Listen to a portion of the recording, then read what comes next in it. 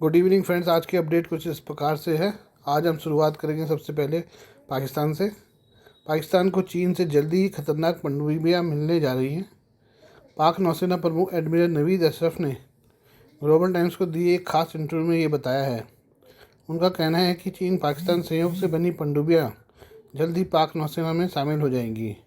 अशरफ ने चीन निर्मित जहाज़ों और पनडुब्बियों की तारीफ करते हुए कहा कि उनकी और चीन की नौसेना में सहयोग लगातार मजबूत हो रहा है। दोनों देशों की नेवी संयुक्त अभ्यास सी गार्डियन और अमन में भी शामिल हो रही हैं। वहीं टाइप 054A/P फ्रिगेट और हंगोर क्लास पनडुब्बियों पर तेजी से काम हो रहा है और ये जल्दी ही पाकिस्तानी नौसेना का हिस्सा होंगी। पाकिस्तानी नेवी की बढ़ती ताकत भारत के लिए भी चिंता का सबब बन सकती है। ग्लोबल टाइम्स की रिपोर्ट के मुताबिक चीन में बने चारों टाइप 054A/P फ्रिगेट पाकिस्तानी नौसेना को सौंप दिए गए हैं। टाइप 054A/P चीन के सबसे बेहतरीन फ्रिगेट जंगी जहाज में से एक है। ये आधुनिक हथियारों और सेंसर से लैस है, जिसमें CM-302 सतह से सतह पर मार करने वाली मिसाइलें और LY-80 सतह से हवा में मार करने वाले मिसाइलें, उन्नत एंटी पनडुब्बी युद्ध सूट और कॉम्बैट मैनेजमेंट सिस्टम है। यह इस श्रेणी के जहाज़ों को एक से ज़्यादा खतरे वाले परिदृश्यों में काम करने में सक्षम बनाता है। जंगी जहाज़ों के अलावा चीन पाकिस्तान नौसेना सहयोग में एक अन्य महत्वपूर्ण प्रोजेक्ट 8 हंगोर क्लास पनडुब्बियों का संयुक्त निर्माण है। यह पनडुब्बी नवीनतम हथियारों और सेंसर से लैस है। एयर इंडिपेंडेंट propulsion तकनीक से लैस पनडुब्बियाँ डीजल इलेक्ट्रिक पनडुब्बियों की तुलना में ज़्यादा समय तक पानी में रह सकती हैं। ये पनडुब्बियाँ बिना शोर किए काम करती हैं। पाकिस्तान ने 2015 में चीन के साथ 8 हंगोर क्लास पनडुब्बियाँ खरीदने की डील की थी। इनमें से 4 का निर्माण चीन और 4 का पाकिस्तान में होना है। पाकिस्तान को ये 8 पनडुब्बियाँ 2022 से 2028 के बीच मिल जाएंगी। अशरफ का कहना है कि हंगोर क्लास पनडुब्बियाँ पाकिस्तान की नौसेना क्षमताओं को काफ़ी बढ़ाएंगी। ये पनडुब्बियाँ बेहतर गोपनीयता, गतिशीलता और मारक क्षमता प्रदान करेंगी, जिससे हमारी नौसेना कई तरह के अभियानों को अंजाम दे सकेगी। उन्होंने दावा किया कि परियोजना समय सीमा के अनुसार आगे बढ़ रही है। पनडुब्बियाँ बहुत जल्द पाकिस्तानी नेवी के बेड़े में शामिल हो जाएंगी। भारत लगातार अपने नौसेना बेड़े का विस्तार और आधुनिकीकरण कर रहा है और 2022 में अपने पहले घरेलू निर्मित विमान वाहक पोत को भी चालू किया है। वहीं क्षेत्र में उसके दो मुख्य प्रतिद्वंदी चीन और पाकिस्तान भी अपनी ताकत बढ़ा रहे हैं। अशरफ ने मेरा नाम लिए भारत को संदेश देने की कोशिश की है। उन्होंने कहा कि पाकिस्तानी नौसेना एक संतुलित बल है जो सभी तरह के संघर्षों का जवाब देने में सक्षम है और युद्ध के लिए तैयार है। एक्सपर्ट का मानना है कि पाकिस्तान को चीनी सबमरीन मिलने से भारत को खतरा हो सकता है। पाकिस्तान की पनडुब्बी क्षमता बढ़ने से भारत को समुद्र पर अपनी बढ़त बनाए रखने के लिए काफ़ी ज़्यादा प्रयास करने होंगे। चीन की मदद से पाकिस्तान के समुद्र में प्रभाव बढ़ाने की कोशिश क्षेत्रीय तनाव की वजह भी बन सकती है। अब हम बात करते हैं म्यांमार की। म्यांमार में बीते कुछ महीने में सियासी हालात काफ़ी ज़्यादा बदल गए हैं। विद्रोही गुट अराकान आर्मी ने सैन्य जुंटा को हराते हुए रखाइन राज्य में पश्चिमी कमान मुख्यालय पर कब्जा कर लिया है। इससे उसका म्यांमार के बांग्लादेश से लगने वाले बॉर्डर पर नियंत्रण हो गया है। यह सब ऐसे समय हुआ है जब शेख हसीना की सरकार गिरने के बाद बांग्लादेश भी सियासी उथल पुथल से गुजर रहा है। एक्सपर्ट का कहना है कि अराकान आर्मी की जुंटा के खिलाफ जीत न सिर्फ म्यांमार बल्कि दक्षिण एशिया के नक्शे को बदल सकती है। इसकी वजह यह है कि म्यांमार की उथल पुथल से बांग्लादेश के साथ साथ भारत और चीन भी सीधे तौर पर प्रभावित हैं। यूरेशियन टाइम्स की रिपोर्ट के मुताबिक अराकान आर्मी की नज़र अब इरावदी नदी के किनारे जुंटा शासन के हथियार कारखानों पर है। इनमें सबसे ज़्यादा कारखाने मांगवे और बागो क्षेत्र में हैं। मांगवे और बागो के हथियार कारखाने इरावदी नदी के पश्चिमी तट पर स्थित हैं। ये कारखाने रॉकेट प्रोपेल्ड ग्रेनेड और बड़े कैलिबर हथियारों के गोला बारूद बनाते हैं। हथियार कारखानों वाले क्षेत्र पहुंच एन पादान रोड से है। यह सड़क रखाइन पहाड़ों को मागवे क्षेत्र से जोड़ती है। ये हथियार विद्रोही गुटों के पास गए तो किसी भी बड़े संघर्ष की आशंका से भी इनकार नहीं किया जा सकता। म्यांमार में साल 2021 के सेना के तख्तापलट के बाद देश में राजनीतिक उथल पुथल मची हुई है। इस तख्तापलट में लोकतांत्रिक रूप से चुनी गई सरकार को हटा दिया गया था। इसके बाद विद्रोही गुटों ने सैन्य जुंटा शासन के खिलाफ लड़ाई छेड़ दी थी। विद्रोही गुटों ने सबसे पहले 2023 के अंत में चीन सीमा से लगे शान में हमला किया और उत्तरी शान राज्य के बड़े हिस्से पर नियंत्रण कर लिया। अब रखाइन पर विद्रोही गुटों का कब्जा हुआ है। इसका मतलब है कि अराकान आर्मी ने बांग्लादेश के साथ 271 किलोमीटर लंबी सीमा पर नियंत्रण हासिल कर लिया है। चीन और बांग्लादेश के साथ ही भारत से भी म्यांमार की सीमा का बड़ा हिस्सा लगता है। ऐसे दावे हैं कि अराकान आर्मी बॉर्डर पार कर बांग्लादेश के अंदर के इलाकों में हस्तक्षेप कर रही है, जिससे तनाव बढ़ा है। ये बांग्लादेश सेना और अराकान आर्मी के बीच संघर्ष की वजह बन सकता है, जिससे क्षेत्र में सुरक्षा संकट बढ़ सकता है। इन घटनाक्रमों का दक्षिण एशिया की भू राजनीति पर दूरगामी प्रभाव पड़ेगा। रखाइन राज्य प्राकृतिक संसाधनों से समृद्ध है ये चीन के लिए प्रवेश द्वार है क्योंकि यह मलक्का जलडमरू मध्य का एक वैकल्पिक मार्ग प्रदान करता है। भारत के लिए भी म्यांमार का राजनीतिक रूप से स्थिर होना महत्वपूर्ण है। म्यांमार की पश्चिमी कमान दक्षिणी चीन राज्य, म्यांमार बांग्लादेश सीमा और म्यांमार भारत सीमा के कुछ हिस्सों की रक्षा और सुरक्षा के लिए जिम्मेदार रही है। पश्चिमी कमान ने रखाइन राज्य में कालाधान प्रोजेक्ट के लिए भारत से निवेश प्राप्त करने में महत्वपूर्ण भूमिका निभाई थी। कालाधान परियोजना भारत की एक्ट ईस्ट नीति का एक महत्वपूर्ण हिस्सा रही है। ये परियोजना म्यांमार के उथल पुथल से प्रभावित है। भारत विद्रोही समूहों के पास हथियारों पहुंचने को लेकर भी चिंतित है क्योंकि हथियार देश के पूर्वोत्तर क्षेत्र में सक्रिय आतंकवादी समूहों के हाथों में पड़ सकते हैं। म्यांमार में किसी हलचल का चीन पर सीधा असर पड़ सकता है। चीन म्यांमार का सबसे बड़ा व्यापारी भागीदार है। चीन ने देश के तेल और गैस क्षेत्र और अन्य भौतिक बुनियादी ढांचे में अरबों का निवेश किया हुआ है। चीनी अधिकारियों ने जुंटा के साथ युद्ध विराम कराने के लिए अराकान आर्मी के सहयोगियों के साथ बातचीत भी की है, लेकिन कामयाबी नहीं मिल सकी।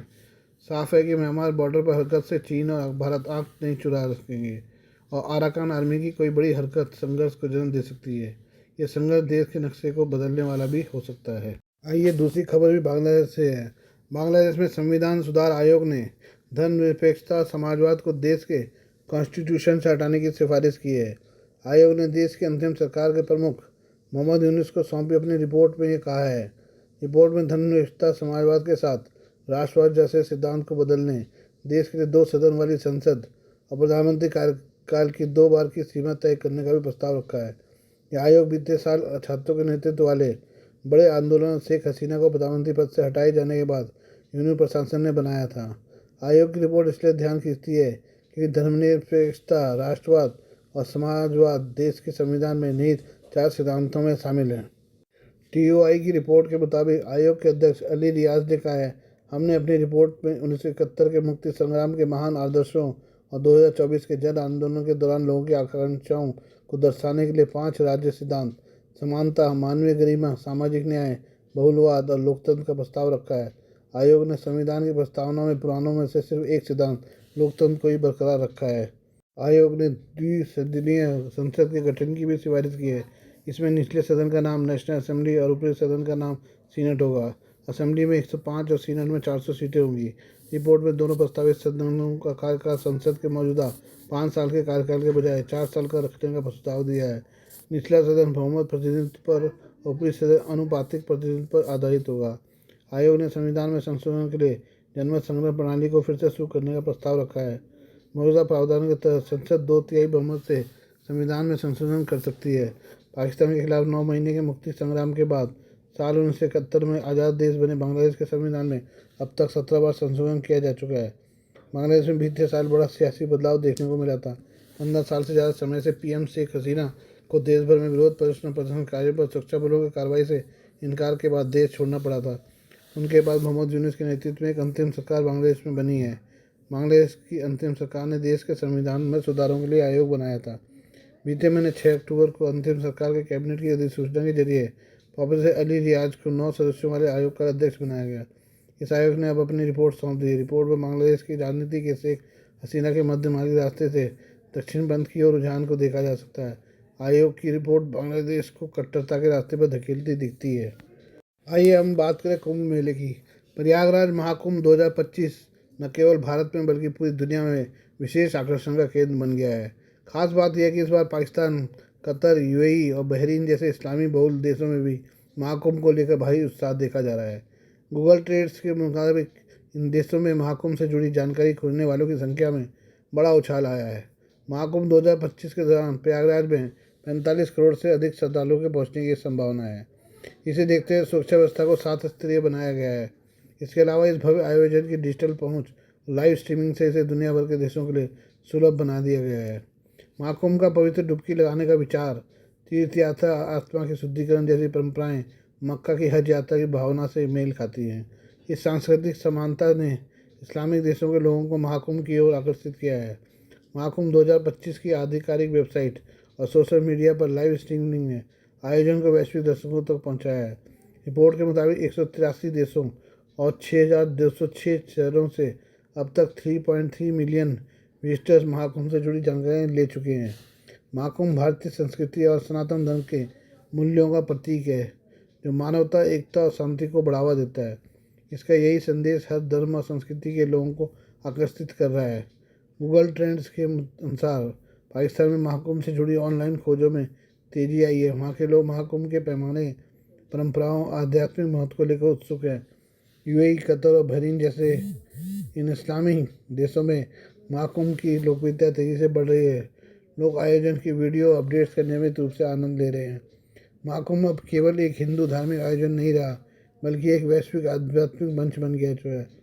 यह भारत की सांस्कृतिक और आध्यात्मिक शक्ति का प्रतीक है, जो हर धर्म और देश के लोगों को आपस में जोड़ता है। पाकिस्तान की 24 करोड़ से अधिक की आबादी में 38 लाख हिंदू हैं, जिनमें से अधिकतर सिंध प्रांत के थार पारकर, उमरकोट और मीरपुर खास जिलों में रहते हैं।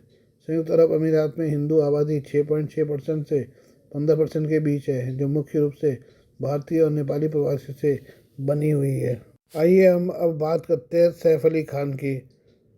सैफ अली खान के घर में घुसकर हमलावर ने उन पर चाकू से वार किया, जिसके तुरंत बाद उन्हें हॉस्पिटलाइज किया गया।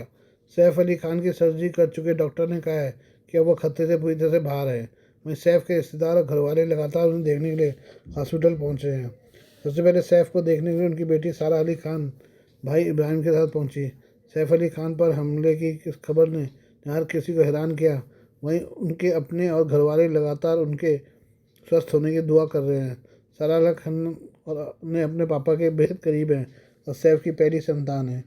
सैफ की इकलौती बेटी सारा भी पापा के बारे में सुनकर बदावास दौड़ती उनसे मिलने हॉस्पिटल पहुंची।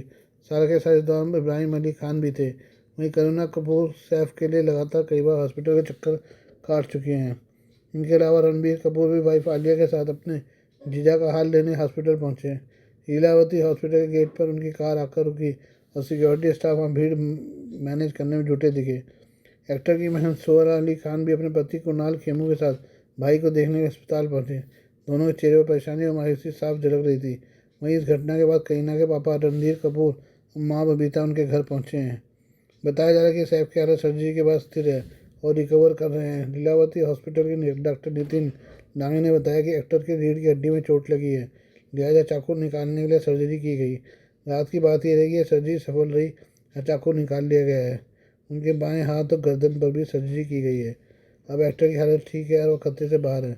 घबराने की कोई बात नहीं है। पुलिस ने सैफ के घर पर काम करने वाली 2 महिलाओं को भी हिरासत में लिया है, जिनसे उनसे पूछताछ की है। वहीं सीसीटीवी फुटेज से हमलावर का वीडियो क्लिप निकाला गया है, जिसमें संदिग्ध का चेहरा साफ दिख रहा है। पुलिस मामले की छानबीन में जुट गई है और इसके लिए 10 टीमें काम कर रही हैं। Please do like, share and subscribe this channel of mine, news, views and analysis by Prakash.